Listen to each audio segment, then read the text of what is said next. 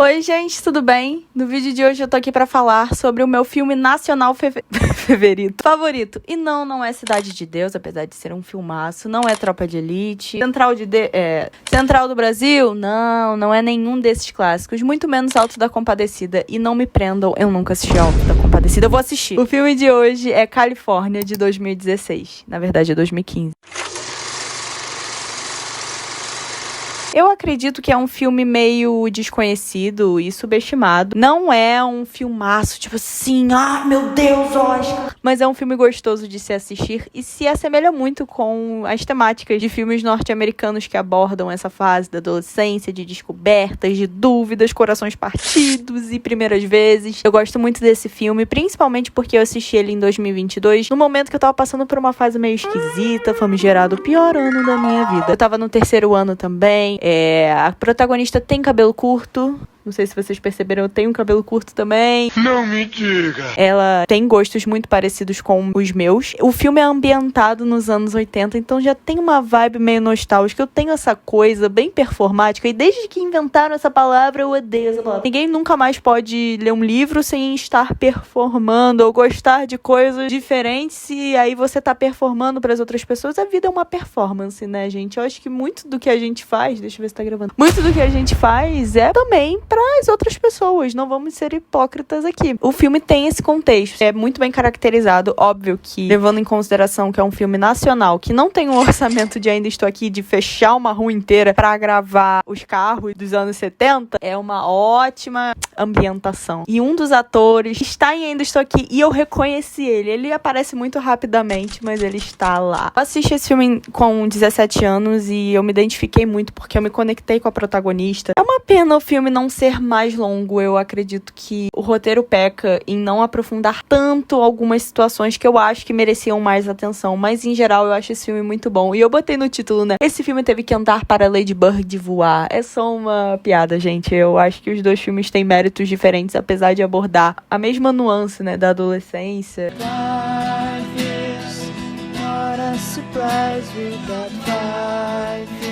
Bom, o filme começa com a Estela ficando mocinha, e eu odeio esse termo, mas ela tá ali dizendo que finalmente ficou menstruada. Ela foi a última das amigas a ficar. E aí ela tá trocando ideia com o tio, falando sobre isso, e que em breve eles vão se encontrar, porque ela vai pra Califórnia. Ela resolveu trocar a festa de 15 anos por uma viagem. Eu não sei se dava pra ligar naquela época em distâncias muito grandes por telefone de fio. Então ela mandava por correio as gravações que ela fazia, e ele mandava cartas, enfim, era essa troca, e ela era muito íntima dele por eles terem gostos muito parecidos e essa conexão. Passam-se 3 anos, e aí ela tá lendo a carta que o tio mandou, e a Teca tá na maior expectativa. E o pai dela disse: você vai viajar se você tirar notas boas na escola. E ela é mó CDF, ela tá dando a vida pra conseguir essa viagem. E ela tá assistindo aula, e uma funcionária da escola chega apresentando um novo menino super diferentão, o JM. Tá entrando no meio do semestre, o que é muito estranho. E eu adoro a criatividade das pessoas, porque só basta o indivíduo ter uma personalidade mais introspectiva, um estilo diferente, que já começam-se os boatos. Começaram a falar que ele tinha sido expulso do antigo colégio, que ele foi pego usando drogas, que ele era gay porque ele usava um brinco de uma orelha só. E, gente, acaba que acontece isso comigo também. É mais porque eu, sei lá, não performo tanta feminilidade. E aí já ficam falando: meu Deus, será que ela é sapatona? Não sou. Foi um desabafo. É que eu passei muito isso no meu ensino médio. No primeiro dia de aula, uma menina, fiquei sabendo que ela me achou esquisita. Nunca me importe com a opinião da fulana. Volta, Luiz, tá muito pessoal esse canal. Isso aqui não é uma sessão de terapia. Ela esbarra um crush supremo dela, que é um surfista mais velho, chamado Xande. Aquela cena clássica de filme americano, que a menina e o menino se esbarram e os livros derrubam, e ele pega e olha ela nos olhos e pergunta seu nome. Já começa, ele flertandozinho com ela. E daí ele pergunta se a Teca vai estar na festa que vai ter no final de semana. Diz que provavelmente ele,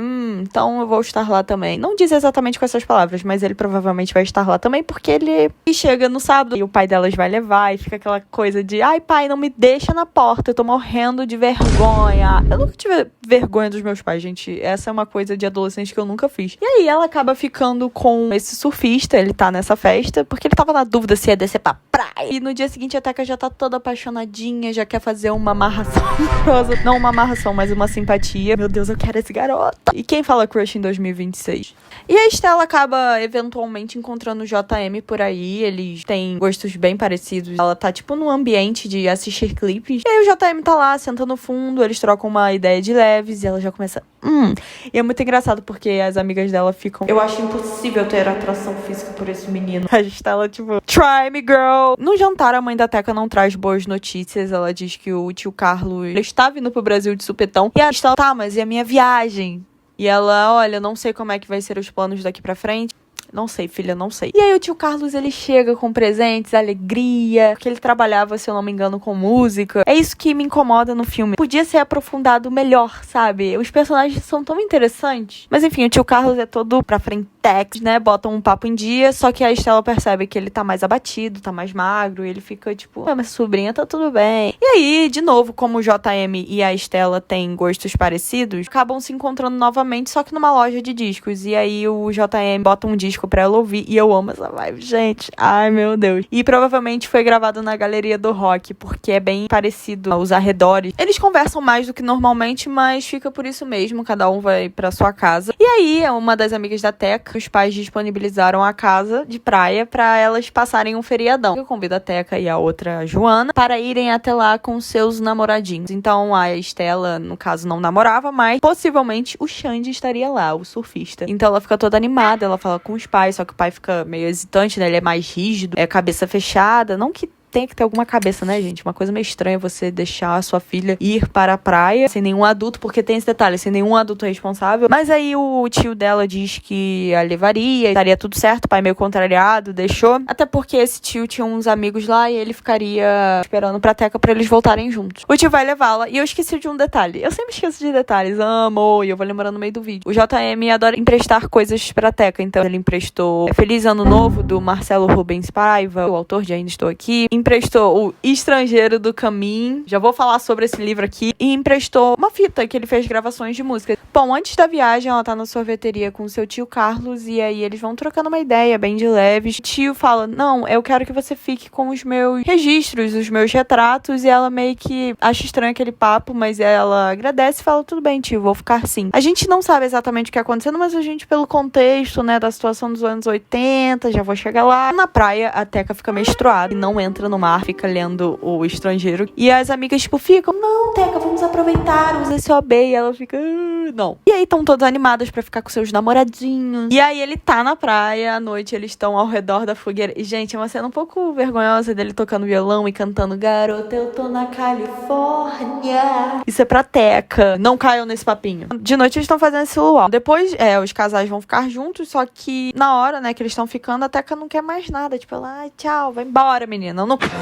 E ele depois fica meio puto com ela. No dia seguinte, ela acorda, ela vai falar com o tio dela e o tio dela tá super abatido. Então pede pra um dos amigos dele que moram lá, tipo um ficante, uma paquerinha dele também, levá-lo de volta. E aí a Teca vai conversar com o surfista na escola e o surfista dá mó forão nela, ela vai chorar no banheiro. Foi um babaca, um escroto. E aí mais tarde, não sei se uns dias depois, o garoto liga perguntando se vai na festa no final de semana. Meu Deus do céu, depois as mulheres que são malucas. Meu filho vai se tratar. Eu não sei se ele queria dar o troco na Teca de uma maneira mais explícita, mas ela vai na festa, eles ficam de novo. Só que aí, quando ela sai e volta, ele tá beijando outra menina. Aconteceu isso comigo já, gente. E naquele ano também, ou seja, me identifico mais uma vez. Um pontinho pra mim. Vai se tratar, garoto. A Teca sai, tipo, da festa, meio desnorteada. O JM estava lá também. E vai atrás dela falando, Teca, você não vai sair da noite aqui sozinha, andando de madrugada. Não, vou dar uma carona pra você. Ele é menor de idade, mas ele dirige. Mas antes de deixá-la em casa, eles param numa lanchonete e trocam mais ideia do que eles tinham trocado anteriormente. Até que eu questiono sobre como ele tinha saído da outra escola e com um tom de ironia fala que tinha usado ácido, que tinha explodido, sei lá, feito um monte de merda. Mas claramente não foi isso que aconteceu, ele só diz que gosta de mudar. Nossa, que diferente. Que espírito livre você é, hein, garoto? E até que eu, novamente, questiona tudo, né? Ela não questiona esse cabelo dela não, ridículo. A dona Hermínia pergunta sobre com quem ele mora, os pais, enfim, e ele diz que mora com os avós maternos. A mãe está na Índia e o pai mora com a nova família dele, que também não liga pra ele. Ou seja, haha, ninguém liga pra ele, só os avós. Teca, tipo, pergunta, você é gay? Digamos que eu não chutaria o Mick Jagger também, né?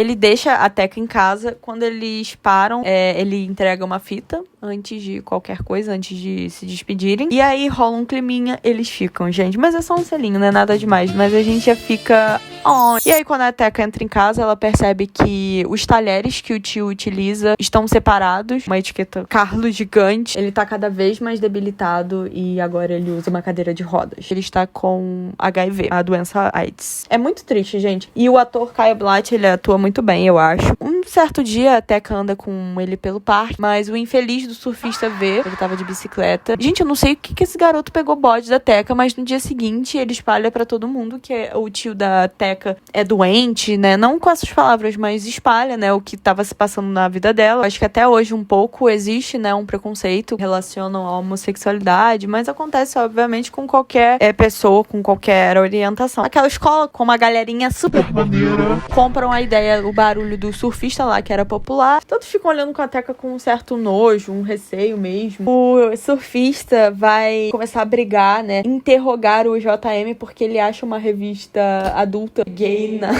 na mochila dele. E ele, foi você que botou essa merda aqui? Não é falado explicitamente, né? Fica nesse subentendido que foi o JM que colocou, né? Pra defender a Stella. E aí ele vai abrir assim. Nossa, que leitura interessante. Começa a brigar. Ele já, papá, seu viadinho de merda.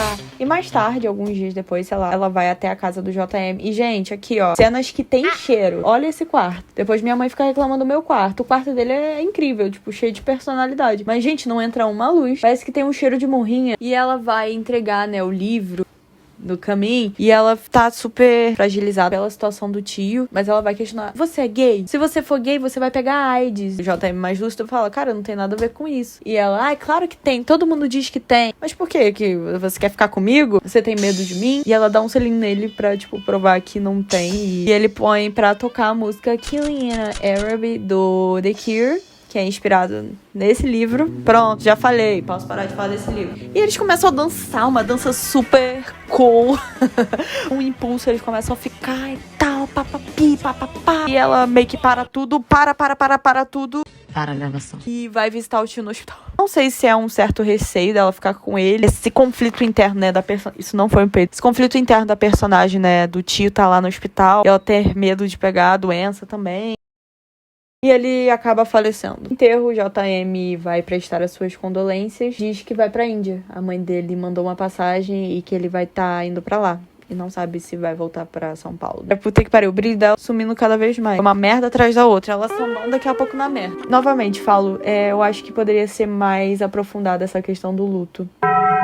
Gente, eu só tô criticando. É o primeiro filme que eu critico. E eu vou dar uma segurada aqui, porque é um filme nacional e eu gosto. A mãe da Teca entra no quarto com as coisas que o tio deixou pra ela. Só que ela não quis, né, abrir naquele momento. E numa tarde qualquer, ela começa a abrir e vem um ímpeto, um fôlego de ir atrás do JM e se despedir de verdade, sabe? Ela sai voada pra casa dele. E eu adoro essa cena. Eu sou apaixonada por essa cena. Começa a tocar Caterpillar, do The Cure, que é uma música que Caterpillar significa lagarto. E justamente representa essa fase da Teca de amadurecimento, de metamorfose, transformações profundas. E além da música, o JM narrando, né, a carta que ele escreveu, ele mandou da Índia pra ela, dizendo que não sabia se voltava, quando voltava, que a mãe dele tava tratando ele super bem, que estava mais calma, queria fazer todas as vontades dele, que a vida em Sampa ficou muito pequena, mas o que não parava de crescer dentro dele era a imagem da Teca indo se despedir. E o filme acaba assim. Alguns atores não são tão bons aqui, eu acho que falta realmente... Não vejo o personagem, eu vejo o ator tentando fazer o personagem. Faz sentido pra vocês? A protagonista tá muito boa, o JM também, o Kyle Blatt também, esses três são os pontos altos do filme. É um filme bastante equilibrado, tem alguns erros e acertos, mas eu acho que os acertos se sobressaem muito mais acima das falhas e eu adoro esse filme, indico ele pra todo mundo. Enfim, gente, espero que vocês tenham gostado desse vídeo. Um beijo, um queijo e até o próximo vídeo. Deixem aqui embaixo sugestões. Tchau!